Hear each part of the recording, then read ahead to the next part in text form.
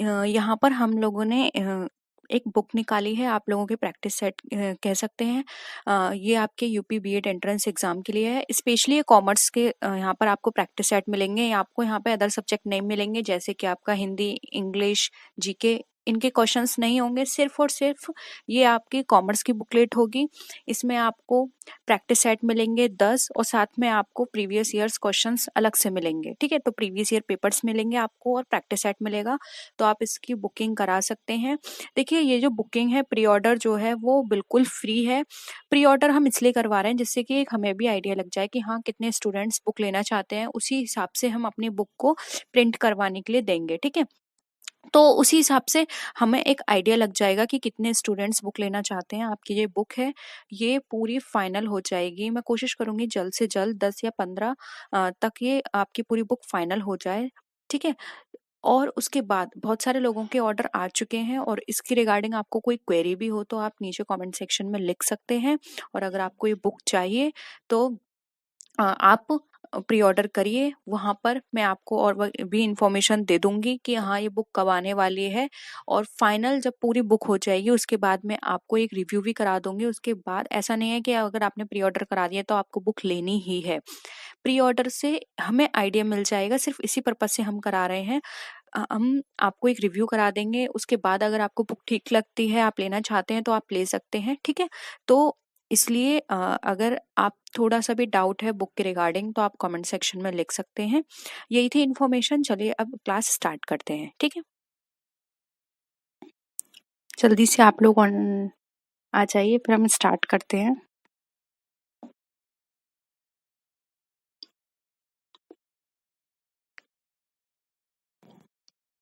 When shares are forfeited, capital account is debited by। जब share forfeited किए जाते हैं तो कैपिटल अकाउंट किससे डेबिट किया जाता है? Nominal value of shares, paid up amount of share, called up amount, या फिर फॉरफिटेड अकाउंट अमाउंट? बताइए।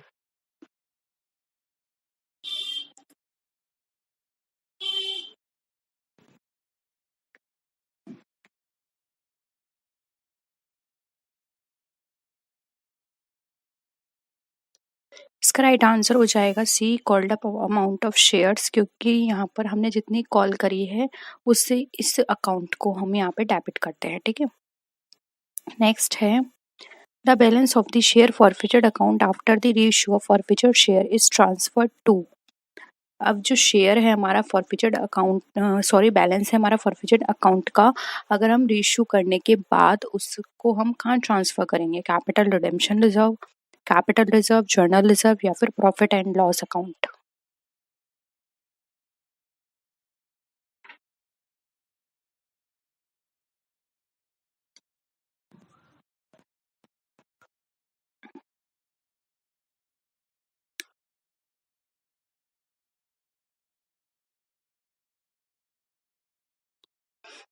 देखिए, जब हम रीइश्यू करते हैं फॉरफिटेड शेयर को तो ये जो अमाउंट है हमारा, ये हमारा ट्रांसफर हो जाता है कैपिटल रिडेम्पशन रिजर्व अकाउंट में। ठीक है, तो ऑप्शन ए यहाँ पे हमारा करेक्ट हो जाएगा। नेक्स्ट है premium on redemption account of debenture account is. अब प्रीमियम रिडेम्पशन अकाउंट पर है डिवेंचर का, तो वो कैसा अकाउंट है हमारा? पर्सनल है, रियल है, नॉमिनल है, या फिर नन ऑफ दीज? बताइए किस तरह का आंसर होगा ये अकाउंट, हम किस तरह का कह सकते हैं कि ये हमारा अकाउंट है?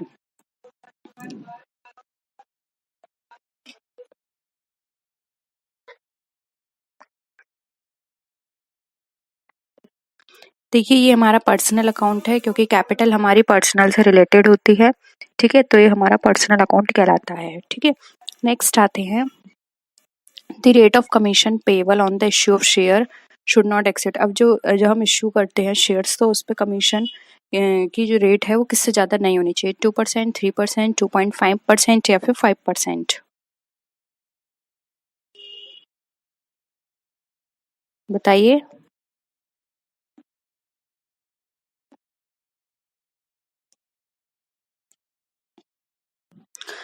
देखिए, ये जो कमीशन हम देते हैं इश्यू ऑफ शेयर पर, कमीशन जो हमारा पेबल है वो 5% से ज़्यादा नहीं होना चाहिए। ठीक है, तो ऑप्शन डी यहाँ पे हमारा करेक्ट है। नेक्स्ट है a partnership is created by. अब जो पार्टनरशिप है वो किसके द्वारा क्रिएट की जाती है? रजिस्ट्रेशन से, सरकमस्टांसेस से, कॉन्ट्रैक्ट से या फिर लॉ ऑफ सक्सेशन से?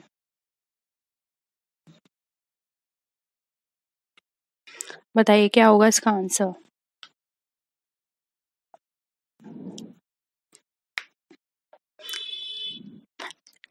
आपने इसकी डेफिनेशन भी पढ़ी होगी, जो हम पार्टनरशिप क्रिएट करते हैं तो दो या दो से ज़्यादा पर्सन के साथ यहाँ पे कॉन्ट्रैक्ट किया जाता है, तो पार्टनरशिप हमारी कॉन्ट्रैक्ट से क्रिएट होती है, तो ऑप्शन सी यहाँ पे हमारा करेक्ट हो जाएगा। नेक्स्ट है व्हाट इज स्लीपिंग पार्टनर। अब एक स्लीपिंग पार्टनर क्या होता है? The partner who does not participate in operation of business of the firm, the partner who has been retired from the firm, a partner who does not demand the share of profit, या फिर all of the above।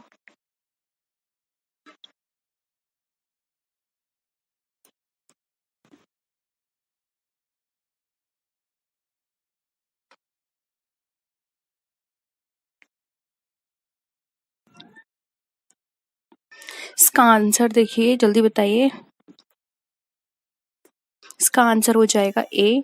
जो participate नहीं करता है वो sleeping partner कहलाता है। आप ऐसे ही समझ लीजिए, वो स्लीप मतलब स्लीप कंडीशन में है, वो स्लीपिंग मोड में है, तो यानी कि वो कुछ एक्टिविटी नहीं कर रहा, तो यही इसका आंसर होगा। क्योंकि देखिए रिटायर हो रहा है तब तो पार्टनर ही नहीं है, उसका उससे रिलेशन ही खत्म हो गया। और यहाँ पर डिमांड की बात की जा रही है तो प्रॉफिट तो वो डिमांड करता है, इसलिए ये भी नहीं होगा, ये भी नहीं होगा। ऑप्शन ए हमारे यहाँ पे करेक्ट हो जाएगा। नेक्स्ट है a firm it dissolved when, यानी कि एक फर्म डिसॉल्व हो जाती है किस कंडीशन में? The term is over, on the death of partner, on the retirement of partner, या फिर in the case of death of all but one partner. बताइए।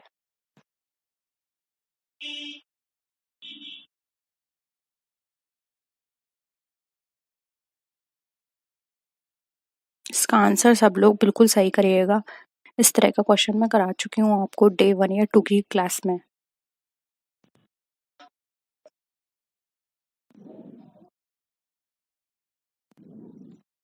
देखिए इसका जो आंसर होगा वो होगा यहाँ पे ऑप्शन डी।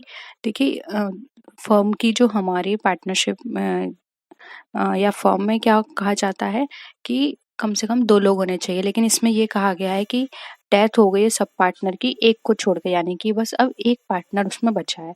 और जो कॉमन कंडीशन है वो क्या है कि कम से कम 2 लोग होने चाहिए। तो जब 2 लोग नहीं है, बस एक ही बचा है, तो यानी कि फर्म अब डिसॉल्व हो जाएगी। ठीक है, तो ऑप्शन डी यहाँ पे राइट आंसर हो जाएगा।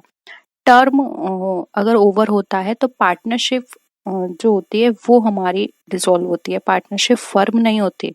और डेथ ऑफ द पार्टनर पे सिर्फ पार्टनरशिप हमारी डिसॉल्व होती है, पार्टनरशिप फर्म नहीं होती। देखिए पार्टनरशिप और पार्टनरशिप फर्म दोनों में अंतर है।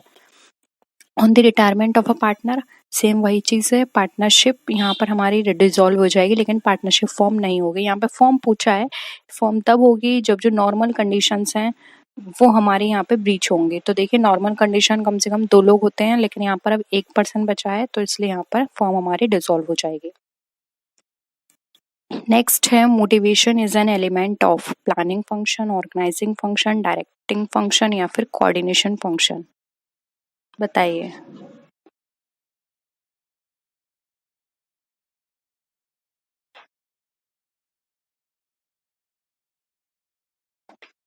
प्लानिंग हम वो सॉरी मोटिवेशन जो है वो हमारा किस तरह का एलिमेंट है?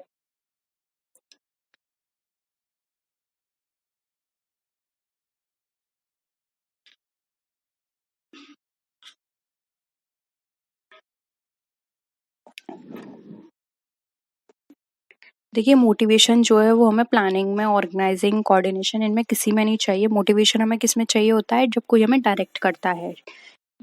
अगर उसका डायरेक्ट करने का तरीका अच्छा है तो हम मोटिवेट होते हैं, और उसका डायरेक्ट करने का तरीका स्ट्रिक्ट है तो हम क्या बोलते हैं कि हम डिमोटिवेट हो रहे हैं। या फिर ये भी हो सकता है वो नेगेटिव मोटिवेशन हो। 2 तरह के मोटिवेशन होते हैं, एक पॉजिटिव मोटिवेशन, एक नेगेटिव मोटिवेशन। पॉजिटिव वो होता है हमने गलत काम किया या उस तरह से काम नहीं किया, फिर भी उन्होंने कहा कि नेक्स्ट टाइम और अच्छा करना, वो होता है पॉजिटिव मोटिवेशन। और नेगेटिव मोटिवेशन वो होता है हमने गलत काम किया, हमें उसकी क्या मिली, उसकी हमें सजा मिली, यानी कि पनिशमेंट मिला, तो वो है हमारा नेगेटिव मोटिवेशन। ठीक है, तो यहाँ पे ये डायरेक्टिंग से रिलेटेड है, ऑप्शन सी यहाँ पे करेक्ट हो जाएगा। नेक्स्ट है effective supervision is an activity of. अब इफेक्टिव सुपरविजन किसकी एक्टिविटी है? ऑर्गेनाइजेशन फंक्शन की, स्टाफिंग फंक्शन, डायरेक्शन फंक्शन या फिर कंट्रोल फंक्शन।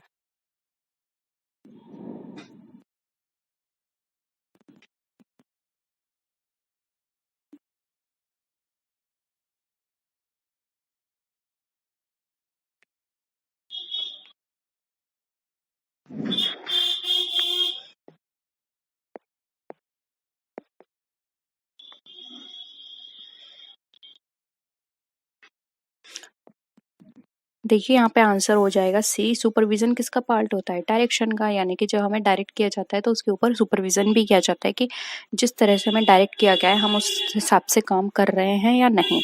तो सुपरविजन हमारा डायरेक्शन की एक्टिविटी कहलाती है। ठीक है, नेक्स्ट है examination of alternative courses of action is an activity which falls under. यानी कि कोई भी ऐसा ऑल्टरनेटिव कोर्स है उसका एग्जामिनेशन हुआ है और वो जो एक्टिविटी है वो हमारी किसके अंदर आएगी? Planning function, organising function, direction function या फिर कंट्रोलिंग फंक्शन।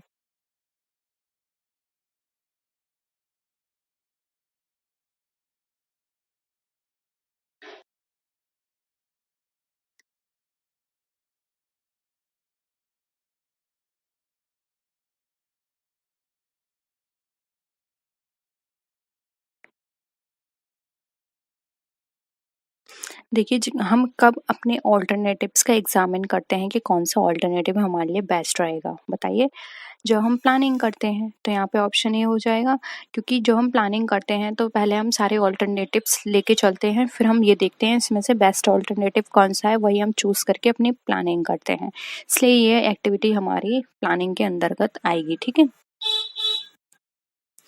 नेक्स्ट है accrual system of accounting is also known as mercantile system of accounting, ordinary system of accounting both A and B या फिर none of the above।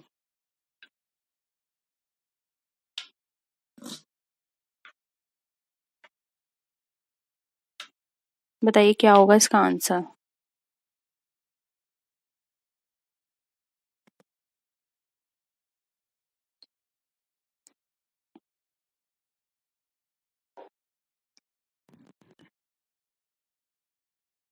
देखिए accrual system की बात करें तो ये हमारा मर्केंटाइल सिस्टम ऑफ अकाउंटिंग कहलाता है। ठीक है, क्योंकि इसके अंदर क्या होता है, जो हमें एक्रूड है अभी हमने उसका भी अकाउंटिंग किया है, इसलिए ऑप्शन ए हमारे पर हाँ राइट आंसर हो जाएगा। नेक्स्ट आते हैं, the common denominator chosen in accounting is monetary unit, revenue matching, mercantile या फिर none of the above.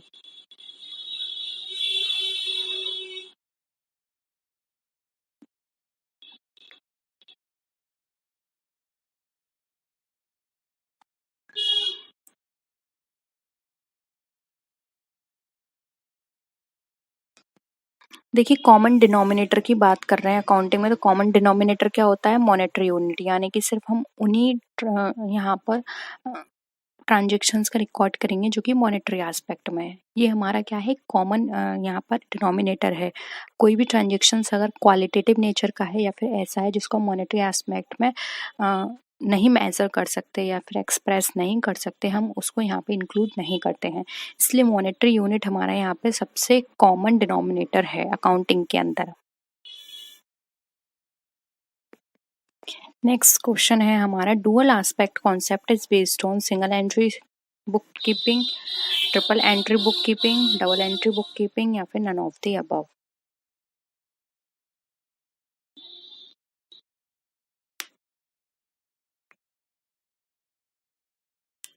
Simple है इसका आंसर, ये डबल एंट्री से रिलेटेड है क्योंकि डुअल और डबल दोनों ही सेम है।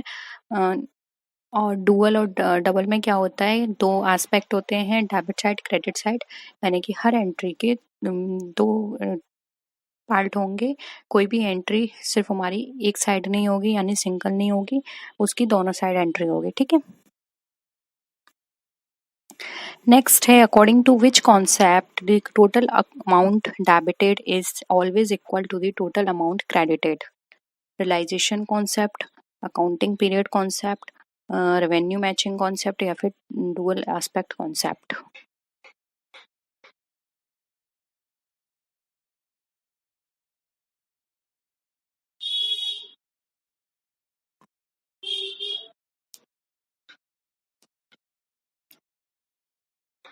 राइट आंसर हो जाएगा डी, डुअल एस्पेक्ट कॉन्सेप्ट, क्योंकि अभी मैंने आपको बताया हर एंट्री के दो एस्पेक्ट होते हैं, डेबिट एंड क्रेडिट।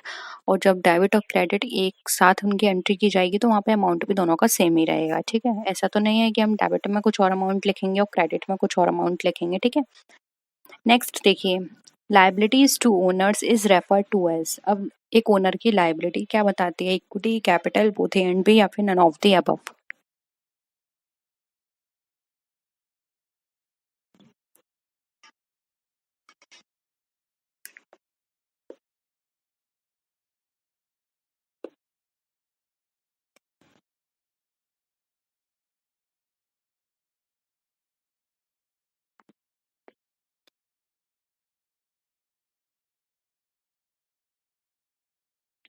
देखिए, एक ओनर के लिए लायबिलिटी क्या होती है? कैपिटल, क्योंकि ये कहा जाता है कि बिजनेस और बिजनेसमैन दोनों अलग हैं, कैपिटल को अलग माना जाता है और उसका अलग से ट्रीटमेंट भी होता है। ठीक है, तो यहाँ पे कैपिटल ओनर के लिए एक लायबिलिटी है। ठीक है,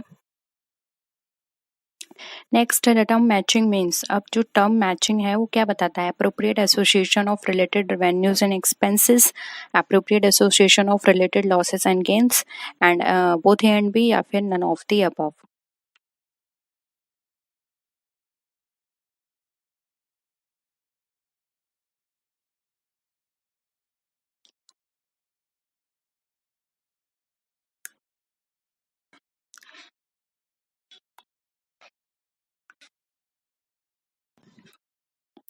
देखिए, यहाँ पे राइट आंसर हो जाएगा ए। रेवेन्यूज और एक्सपेंसेस ये हमारे अप्रोप्रिएट होने चाहिए, यानी कि जितना रेवेन्यू उतने एक्सपेंसेस होने चाहिए। लेकिन यहाँ पर बी इसलिए नहीं होगा क्योंकि जरूरी नहीं है कि कंपनी के गेन्स एंड लॉसेस सेम हो। ये डिपेंड करता है हमारे बहुत सारे फैक्टर्स पे, हमारा कितना माल बिक रहा है, कितना माल बन रहा है, हमारी पॉपुलैरिटी मार्केट में कितनी है, या फिर हमारी जो एक्टिविटी हो रही है वो कितनी है, हमारा एक्सपेंडिचर कितना हो रहा है, ये हमारा डिपेंड करता है इन पर। ठीक है, लेकिन यहाँ पर ये है कि जितने रेवेन्यूज हैं उतने ही एक्सपेंसेस हैं। ठीक है, तो ऑप्शन ए यहाँ पे हमारा करेक्ट है। नेक्स्ट है, विच convention implies that the accounting practices should remain the same from year to year? Disclosure, consistency, materiality, या फिर conservatism?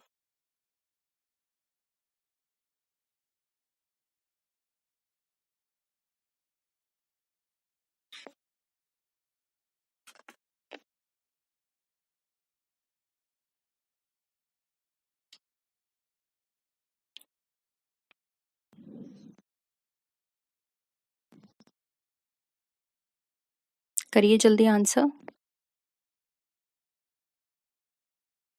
आप लोग लाइक भी कर दिया करिए और अपने जो भी ग्रुप्स आप यूज करते हैं स्टडी के पर्पज से वहां पर इनको शेयर भी कर दिया करिए। ठीक है, बी यहाँ पे करेक्ट हो जाएगा, कंसिस्टेंसी। देखिए, कंसिस्टेंसी में यहाँ पर ये बताया जाता है कि आप कोई भी अकाउंटिंग मेथड, सिस्टम फॉलो कर रहे हैं वही आपको ईयर टू ईयर फॉलो करना है। अगर आप फॉलो नहीं करेंगे एक जैसे मेथड तो आपका सही से आप एक दूसरे को कंपेयर नहीं कर सकते, सही से आप जो आप एनालिसिस निकालते हैं अपने फाइनेंशियल अकाउंट्स की वो नहीं निकाल सकते आप, और ना ही आप कोई फ्यूचर में कोई डिसीजन ले पाएंगे, आपकी प्लानिंग भी अच्छे से नहीं हो पाएगी। क्योंकि यहाँ पर हर बार आप चीज़ें चेंज करेंगे, मेथड्स चेंज करेंगे तो वो हर तरह से अलग अलग आपको इक्वेशन वहाँ पे प्रोवाइड कराएगा। तो आप किस तरह से या किस बेसिस पे कह सकते हैं कि हम एक साल का दूसरे साल से कंपेयर करेंगे, जबकि वहाँ पे उनको कैलकुलेट करने का तरीका आपने अलग कर दिया, उन के बीच जो भी मेथड्स यूज होते थे वो आपने अलग कर दिए। तो आपको अलग नहीं करना है, आपको सेम ही रखना है। आप ये डिसाइड पहले ही करना होगा कि आपको कौन सा मेथड यूज करना है, आपको इन्वेंट्री के लिए कौन सा मेथड यूज करना है, आपको गुडविल के लिए कौन सा मेथड यूज करना है, आपको प्रॉफिट कैलकुलेट करने के लिए कौन सा मेथड यूज करना है। ये सब आपको पहले देखना होगा और उसी की कंसिस्टेंसी आपको अपनानी होगी। ठीक है, नेक्स्ट है, making provisions for bad debts in respect of doubtful debts is an example of which accounting conventions? Disclosure, consistency, materiality, या फिर conservatism?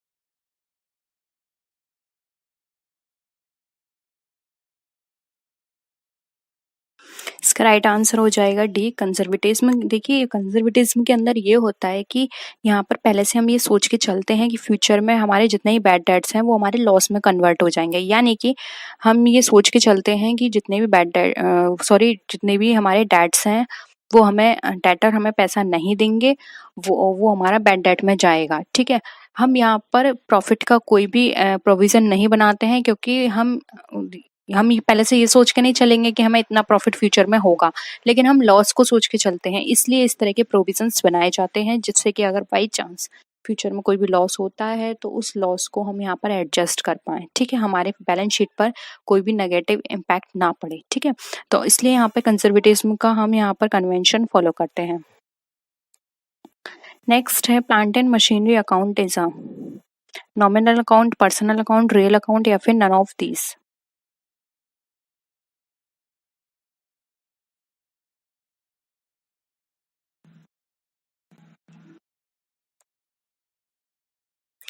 सिंपल है, ये भी मैं आपको कई बार बता चुकी हूँ। जितने ये प्लांट्स, मशीनरी, इस तरह की चीजें होती हैं, सेट्स हमारी, वो हमारी रियल अकाउंट में कंसिडर की जाती हैं, इसलिए ऑप्शन सी यहाँ पे हमारा करेक्ट है।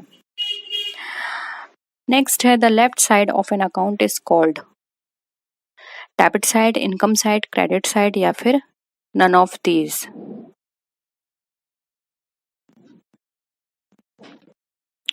अगेन सिंपल है, ये भी आप इजीली बता सकते हैं। जो लेफ्ट साइड होती है वो हमारी डेबिट साइड होती है और जो राइट साइड होती है वो हमारी क्रेडिट साइड होती है। तो ऑप्शन ए यहाँ पे हमारा करेक्ट है।